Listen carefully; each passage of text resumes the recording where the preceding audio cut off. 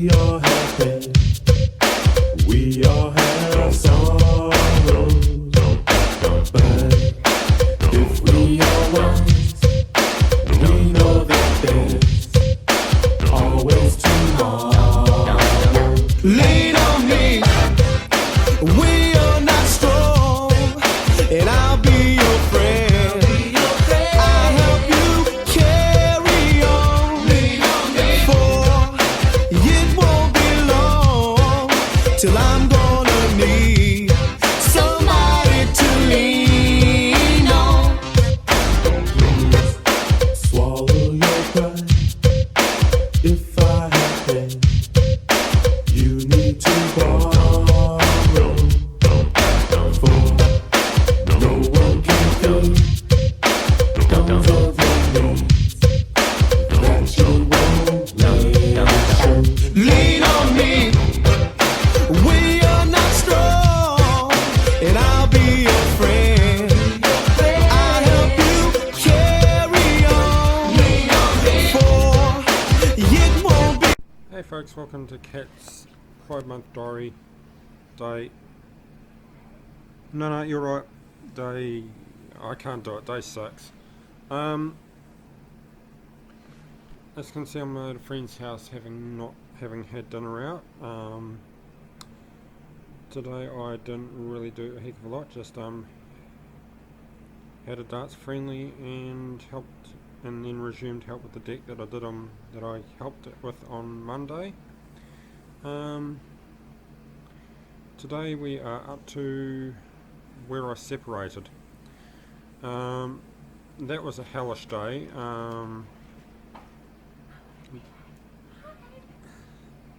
A day that started off really all good until the photo was seen on my, what was my second profile but is now my main one, in fact my only profile, and that's when the fireworks started, and next minute she left, and yeah, I left to go for a walk, and she left the house, and I was on my own. That first week was really rough. As days where I was a mess, emotionally. The following Saturday I thought I could win her back. I'd even give up cross-dressing for it. And as soon as I got told, no, you've lost her as far as the marriage goes, but you can still be friends, that's when I called Outline and thought, hey, no, something's not right. I will put in a bit that I left out last night, that I did get trespassed from the warehouse from 2013 to 2015. Because I was... And we just went there. No. No, not this. No, this is up north. Because I was trying on clothes and the security guard didn't like it, so he let me wear the clothes, but he still yeah, no, there's an embarrassing bit to the rest of the story, so I won't go there. But that was 2013 to 2015.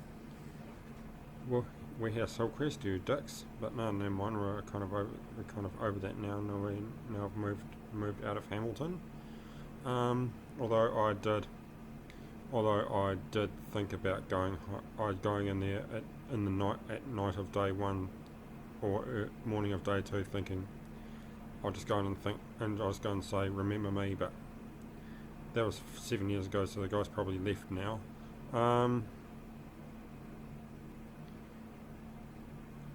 So back to the separation.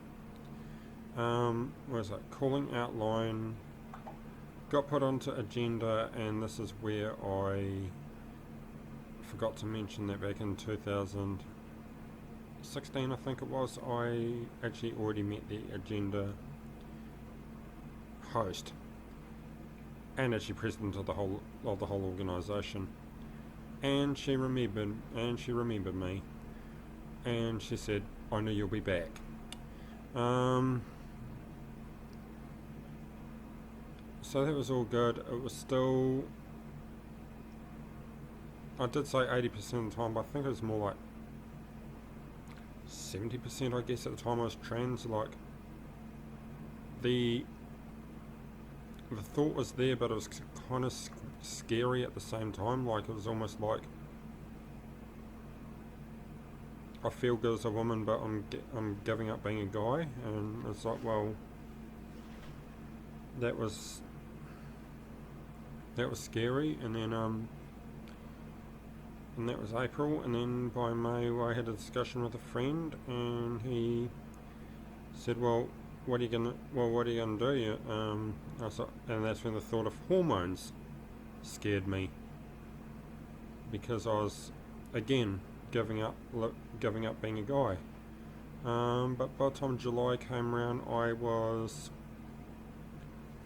I'd switch my pronouns, started calling myself Katrina, apart from the odd slip up because I still played darts as Dave. And that was really the beginning of it. It was like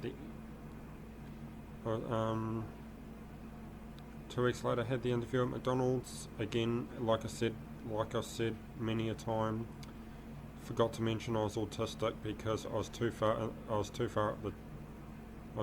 into the trans window that I completely forgot the rest of me. So that was 4 months. 4 months there at Macca's, and then at that same stage, what did I do? Darts had finished, so I then, like, at the same time I started the hormones route, and also by that stage darts had finished. I was able to actually train myself a bit further with female pronouns and calling myself Katrina, and I still have the origins of where Katrina came about, but that's probably for later on, because we're getting to the end of the journey in terms of coming up to present time.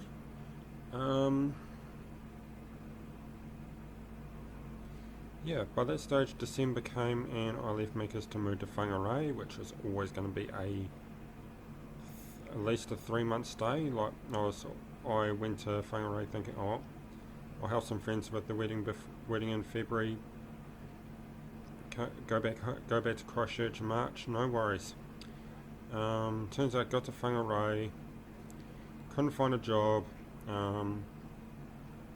Just after that February wedding got postponed until March, I started my hospitality course, and then literally the week after the February, what became March wedding had been done and dusted. Lockdown started, and that was complete and utter.